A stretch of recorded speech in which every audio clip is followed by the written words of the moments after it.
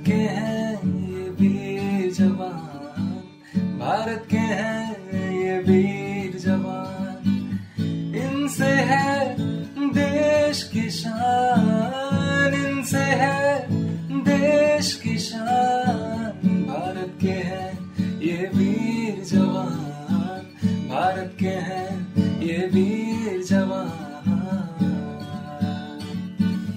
इनसे है देश का गौरव, इनसे है देश का गौरव, इनसे है देश की शान। भारत के हैं ये वीर जवान, भारत के हैं ये वीर जवान।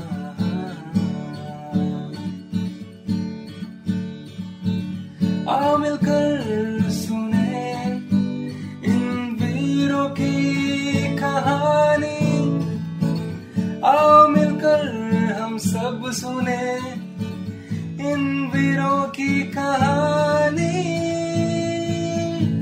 Only on Sainik Vani. Sainik Vani is the broadcast series dedicated to the heroes on the war front of Indian Army, Indian Navy and Indian Air Force. Yerala Vani in association with Media for Community Foundation presents Sainik Vani. We now bring you an exclusive interview with Havaldar Major Ravi Karmuse, who is taking us back to the Kargil War. Program concept and design Dr. Sridhar.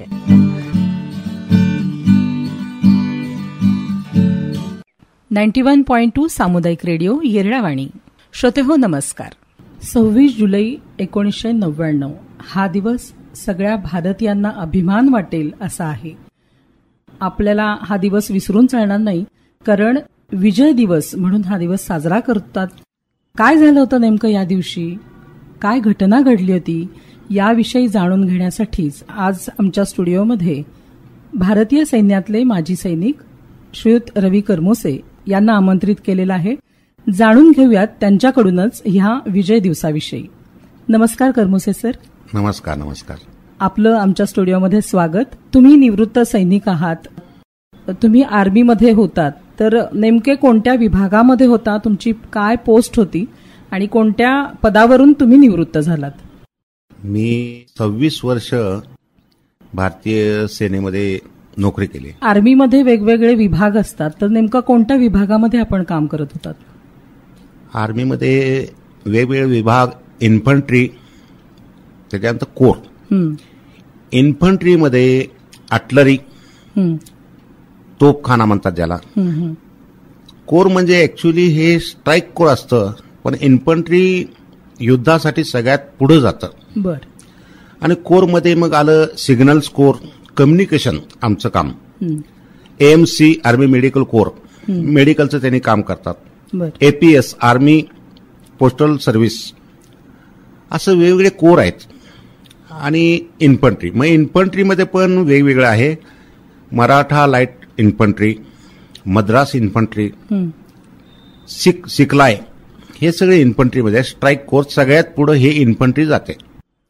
Me आर्मीमध्ये signal कोरमध्ये होतो आणि 1990ला भरती झालो होतो. 2017 1 जानेवारीला retire झालो. 26 वर्ष मी नोकरी केली आणि मी रिटायरमेंट घेतलो. हवालदार मेजर ह्याच्यावर रिटायर झालो आणि 2 वर्ष एक्स्ट्रा केल्यामुळं मला नंतर हॉनररीचं पुढचं प्रमोशन परत मिळालं आफ्टर रिटायरमेंट. बर. तर 26 जुलैला हा विजय दिवस आपण साजरा करतो. कशामुळे हा साजरा केला जातो याविषयी थोडंसं आम्हाला सांगा. बिलकुल. ते कसं होतं, हे कारगिलचं आहे, ते काही आपसमध्ये पाकिस्तान भारत ह्यांच्यामध्ये कॉन्ट्रॅक्ट असतो की ह्या वेळेला तुम्ही सैन्य पोस्टवर जे असतं ते बाबा तुम्ही खाली करायचं. मग हा हुकूम कॉम्प्रोमाइजमध्ये पाकिस्तानबरोबर मोठे मोठे जनरल वगैरे इंडियावाल्याशी बोलणं होतं. मग त्यांनी बोलणं होतं की बाबा आता आपण पोस्ट हे खाली करूया सध्या, म्हणजे सैन्य माघारी घ्यायचं. हो हो, आपसमध्ये कॉम्प्रोमाइज असतं हे. मग तसं त्यांनी सांगितलं तसं भारताचे सैनिक वगैरे जे काही वरचे ऑफिसर आहेत हे प्रामाणिक आहेत. या बाबतीत प्रामाणिकपणा खूप आहे. ह्याने आपलं पोस्ट खाली केलं, पण पाकिस्तानवाल्यांनी काय केलं की कारगिलचं सगळ्यात टॉपला असल्यामुळं त्यांनी तो पोस्ट सोडला नाही. म्हणजे लडाख भागामध्ये हा कारगिल जिल्हा येतो आणि तिथे जे उंचावरती आपलं सैन्य पहारा देत असतं, तर तिथे जेव्हा बर्फ पडतं तेव्हा काही सैन्य दोन्ही देशांकडून माघारी घेतलं जातं. तर तशा संदर्भात हा करार होता आणि त्याप्रमाणे प्रामाणिकपणे भारताने आपलं सैन्य माघारी घेतलं होतं. बरोबर. तर मग त्यावेळी पाकिस्तानची भूमिका काय होती? नाही, त्यावेळी त्यांनी गुपचूप तिथून सगळं त्यांनी बंकरमध्ये राहिले त्या वरच्या पोस्टला आणि त्यांनी सगळी तयारी केली. बर. आता भारतीय सैन्य माघारी आल्यामुळे गाफील राहिले, पण त्यांनी त्याची पूर्ण तयारी केली की आता हा पोस्ट आपण सोडायचा नाही, कारण हे पोस्ट हाईटवर होतं. हाईटवर असल्यामुळे कसं दुश्मनला मारा करायला किंवा नुकसान जास्त पोचवायचं असेल तर वरचं पोस्ट लागतं. बरोबर. आणि वरचा पोस्ट असल्यामुळे त्यांनी सोडत नव्हते. मग त्याच्यामुळे हे सगळं मग नंतर आपलं सैन्य गेलं, नंतर बऱ्याच काही कहाण्या झाल्या. कारगिल युद्ध जेव्हा झालं म्हणजे 1999 साली जून जुलै महिन्यामध्ये जवळजवळ 60 दिवस हे युद्ध चाललं असं म्हणतात. हो. तर त्यावेळेला तुमची पोस्टिंग कुठे होती किंवा तुम्ही कुठे होतात? आमचं त्यावेळी युनिट मेरठला होतं. मग मेरठ पासून आम्हाला सगळ्यांना ऍडव्हान्स ऑर्डर मिळाली. त्यावेळेला पठाणकोटला मी थांबलो होतो, कारण का जिथं कारगिलचं आहे तिथं सगळ्यात जास्त JNK मध्ये सेना आहे. मग तिथं सगळ्यात जवळची जी सेना आहे त्यांना सगळ्यात पहिला ऍडव्हान्स मध्ये पाठवलं जातं आणि त्यामुळे आम्ही त्या पठाणकोटमध्ये मागे राहिलो. बाकीचे तिथले जवळचे जे होते सैनिक युनिट त्यांना सगळ्यात पुढे पाठवलं. त्यामुळं आम्हाला तिथं जायचं आमच्या नशिबात नव्हतं असं म्हणायचं, कारण सैनिक व्हायला एक नशीब लागतं आणि हे असं युद्धाचं वगैरे ह्याला खूप मोठं महाभाग्य लागतं. बरोबर. म्हणजे जरी आपण त्याची खंत मात्र आहे माझ्या मनामध्ये. म्हणजे सैनिक जरी असलात तरी आपल्या नोकरीच्या कालावधीमध्ये असं एखादं युद्ध होणं आणि त्या युद्धामध्ये सहभागी होणं हे प्रत्येक सैनिकाला हवं असतं किंवा हा त्या सैनिकाच्या दृष्टीने एक भाग्याचा क्षण असतो. नक्कीच. तर तुमच्या या नोकरीच्या कालावधीमध्ये हे कारगिलचं युद्ध घडलं, पण त्यावेळेला तुम्हाला प्रत्यक्ष सहभाग तिथे घेता आला नाही. तुमची जी तुकडी असेल सैन्याची त्या तुकडीला सहभागी होण्यापर्यंत ते युद्ध चाललं नाही, पण तरी युद्धाच्या काही बातम्या कहाण्या तुमच्या कानावरती येत असतील, तर त्या संदर्भात तुम्ही काही आठवणी सांगाल का? हो, नक्कीच. ते कारगिलच्या वेळेला जी ते सैनिकांची हालत होती, कारण कसं आहे वरून मारा चाललाय आणि ह्यांना वर जाता येत नाही, त्यामुळं आपल्या सैनिकांचं जास्त नुकसान झालं. का मगाशी जे बोललो त्याप्रमाणे वरून मारा करायला सोपं असतं, कारण त्यांच्या आपण टार्गेटमध्ये त्यांच्या निशाणमध्ये आपण आलेलो असतो. बरोबर. मग बड्या मुश्किलनं बऱ्याच जणांचं प्राणांचं बलिदान केलं, बरेच शहीद झाले आणि त्यात एक वेगळंच एक जोश असतो. एखादा सैनिक आपला मित्र बॉम्बस्फोटमध्ये गोळीबारमध्ये जखमी झाला तर उलट आम्हाला जोश येतो की ह्याचा बदला घ्यायचा. हा फरक आर्मी आणि सिव्हिलमध्ये आहे. बरोबर. तुम्हाला काही असं आठवतंय का की ह्या कहाण्या ऐकत असताना किंवा युद्धाच्या काही बातम्या तुमच्यापर्यंत येत असताना तुमचं कुटुंब म्हणा त्यांची काहीतरी काळजी तुम्हाला वाटत असेल किंवा त्यांना तुमची काळजी वाटत असेल तर याविषयी थोडंसं सांगा. हो, नक्कीच.